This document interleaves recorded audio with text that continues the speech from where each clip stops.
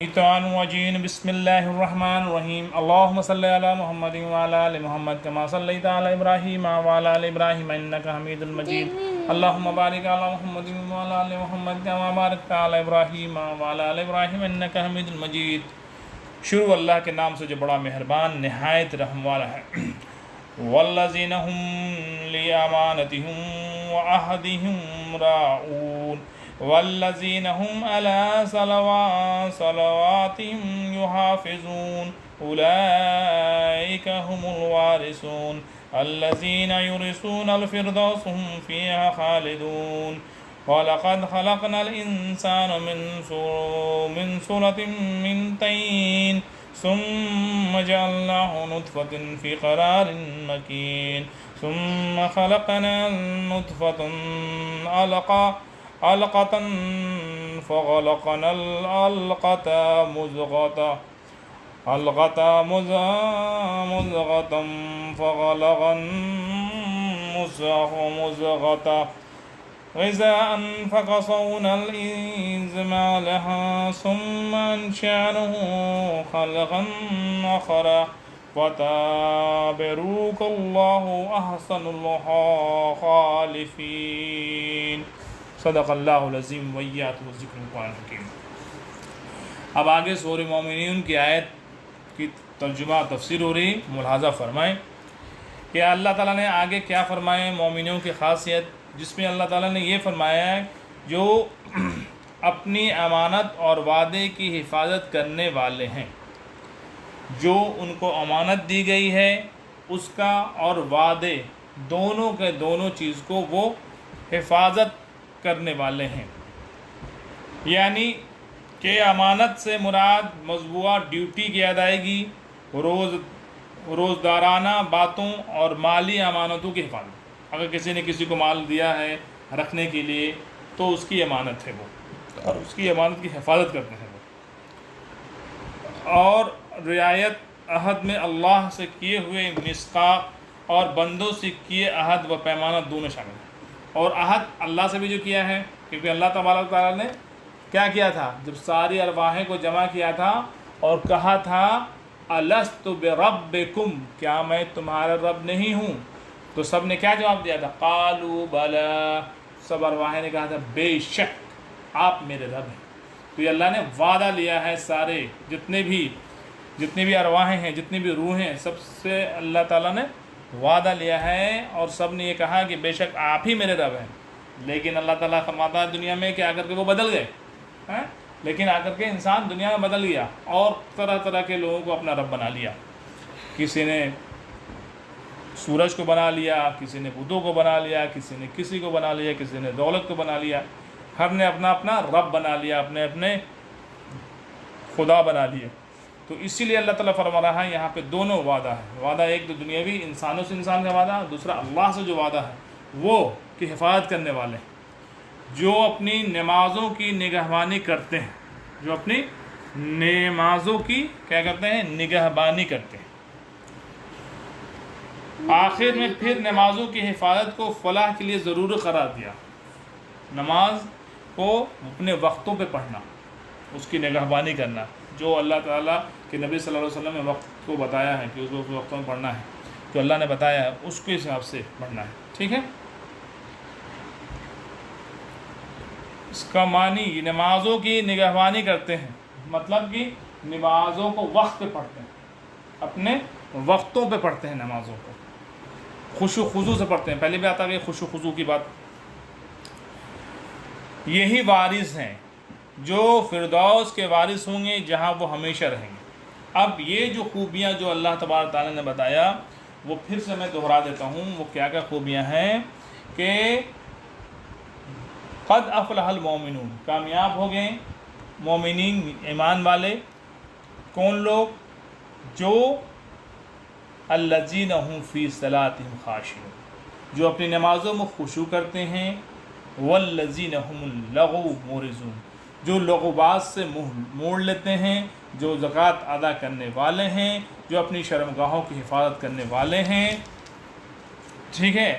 بجز اپنی بیویاں اور ملکیت کی لونڈیوں کے علاوہ سب سے وہ رکنے والے ہیں، اور جو اس کے سوا کچھ اور چاہے وہی حد سے تجاوز کرنے والے ہیں۔ اور پھر جو اپنی امانتوں اور وعدے کی حفاظت کرنے والے ہیں، جو اپنی نمازوں کی نگہبانی کرنے والے ہیں، ایک تو خشوع خضوع کرنا اور ایک نگہبانی کرنا، دونوں بات اللہ تعالیٰ نے کہا، یہی وارث ہیں فردوس کے۔ کس کے وارث ہیں؟ فردوس، جو جنت کا سب سے اعلیٰ درجہ ہے فردوس، وہیں کے وہ وارث ہوں گے، جہاں وہ ہمیشہ رہیں گے، ہمیشہ اسی میں رہیں گے وہ۔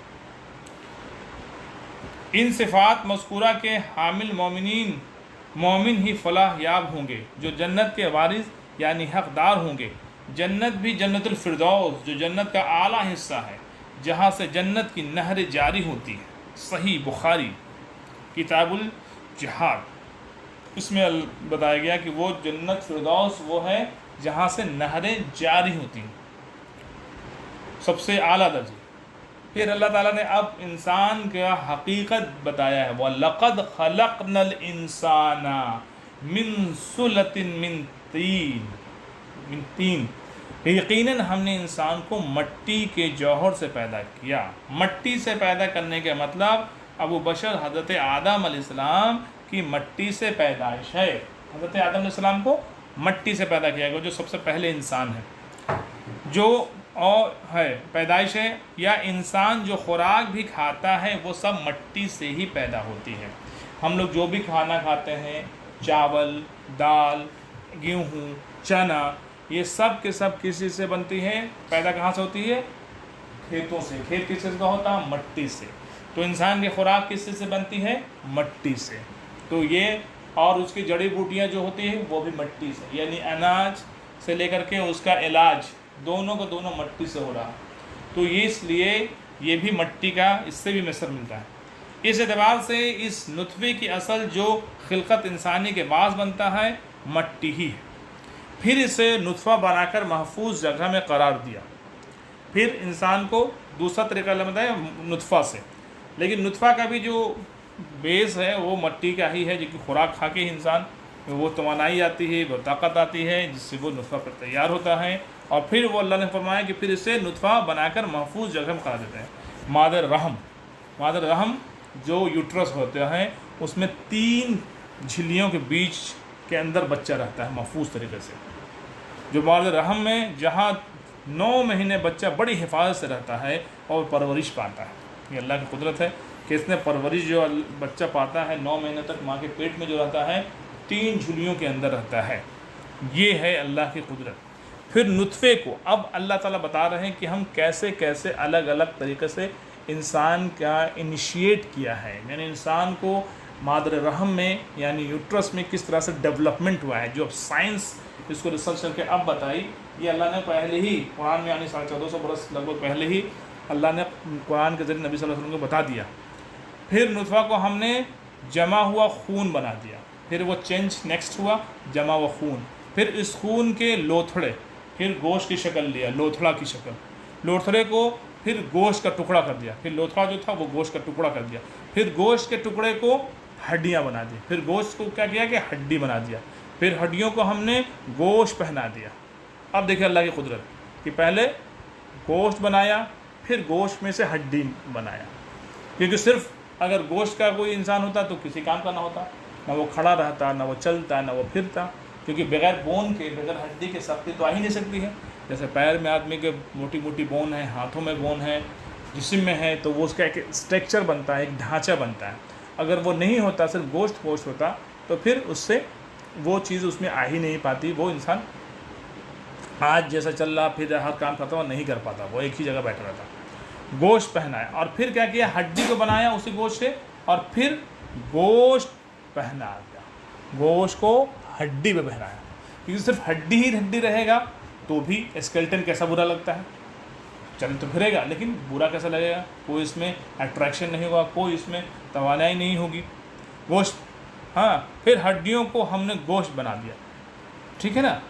تو یہ اللہ کی قدرت ہے۔ اس کچھ تفصیل سورہ حج کے شروع میں گزر چکی ہے، اس کے بارے میں سورہ حج میں گزر چکی ہے۔ یہاں اس سے پھر بیان کیا گیا ہے، ہم وہاں مغلقتاً کا جو ذکر تھا، یہاں اس کی وضاحت مضغۃ کو ہڈیوں میں تبدیل کرنے اور ہڈیوں کو گوشت بنانے سے کر دی ہے۔ مضغتاً کو گوشت کو ہڈیوں میں تبدیل کرنے سے مقصد انسانی ڈھانچے کو مضبوط بنا دوں پر کھڑا کرنا ہے، کیونکہ محض گوشت میں تو کوئی صلاحیت اور سختی نہیں ہوتی۔ پھر اگر اسے نرا ہڈی کا ڈھانچہ ہی رکھا جاتا تو انسان میں وہ حسن و روانائی نہ آتی جو ہر انسان کے اندر موجود ہے۔ اس لیے ان ہڈیوں پر ایک خاص تناسب اور مقدار سے گوشت چڑھا دیا گیا، کہیں کم کہیں زیادہ، کہیں گوشت کم بنایا گیا، رکھا گیا ہڈی کے پاس، تاکہ وہاں پہ اس کو ضرورت زیادہ کی ہے تو زیادہ کیا گیا، جہاں پہ کم کی وہاں پہ کم کیا، چہرے پہ کم چاہیے گوشت تو چہرے پہ کم رکھا گیا، ران میں زیادہ چاہیے تو ران میں زیادہ رکھا گیا۔ تو اسی کے مقدار سے اللہ نے گوشت کو بھی اسی حساب سے اس کو ڈھانچا ہے۔ میرا ہڈی کا ڈھانچہ رہتا تو انسان میں وہ حسن و رونائی نہ ہوتی جو انسان کے اندر موجود ہے۔ اس لیے ان ہڈیوں پر ایک خاص تناسب اور مقدار سے گوشت چڑھا دیا گیا، کہیں کم کہیں زیادہ، تاکہ اس کے قدر و قامت میں غیر موزونیت اور بھدا پن پیدا نہ ہو۔ ایسا نہ بھدا لگے کہ عجیب گوشت بہت سارا لگ رہا ہے چہرہ پہ تو کیسا بھدا لگتا، تو اسی حساب سے کیا، بھدا پن بھی نہیں کیا، بھدا پن بھی اللہ نے نہیں کیا، بھدا پن بھی نہ ہوا، بلکہ وہ حسن و جمال کا ایک پیکر اور قدرت کی تخلیق کا ایک شاہکار ہو۔ اسی چیز کو قرآن نے ایک دوسرے مقام پر اس طرح بیان فرمایا ہے، لَقَدْ خَلَقْنَا الْإِنسَانَ فِي أَحْسَنِ تَقْوِيمٍ، سورہ 3 میں، والتین والزیتون جو سورہ ہے اس میں ہے کہ لَقَدْ خَلَقْنَا الْإِنسَانَ فِي أَحْسَنِ تَقْوِيمٍ، کہ ہم نے انسان کو احسن تقویم یعنی بہت اچھی ترکیب یا بہت اچھے ڈھانچے میں بنایا، بہت اچھے ڈھانچے میں بنایا ہے۔ پھر دوسری بناوٹ میں اس کو پیدا کر دیا، برکتوں والا وہ اللہ جو سب سے بہترین پیدا کرنے والا ہے۔ سب سے بہترین کون پیدا کرنے والا ہے؟ وہی ایک اللہ۔ خالقین یہاں ان صنعتوں کے معنی ہیں جو خاص مقدار میں ایشیا کو مطلب چیزوں کو جوڑ کر کوئی ایک چیز تیار کرتے ہیں، یعنی ان تمام صنعت گوروں میں اللہ جیسا بھی کوئی صنعت گر ہے جو اس طرح کی صنعت کاری کا نمونہ پیش کر سکے جو اللہ تعالیٰ نے انسانی پیکر کی صورت میں پیش کیا، پس سب سے زیادہ خیر و برکت والا وہ اللہ ہے جو تمام صنعت کاروں سے بڑا اور سب سے اچھا صنعت کار ہے۔ مطلب کہ جو آج کا ایڈوانس سائنس میں بھی دیکھو تو روبوٹ بنایا ہے، لیکن روبوٹ میں وہ باتیں نہیں ہیں جو انسان میں۔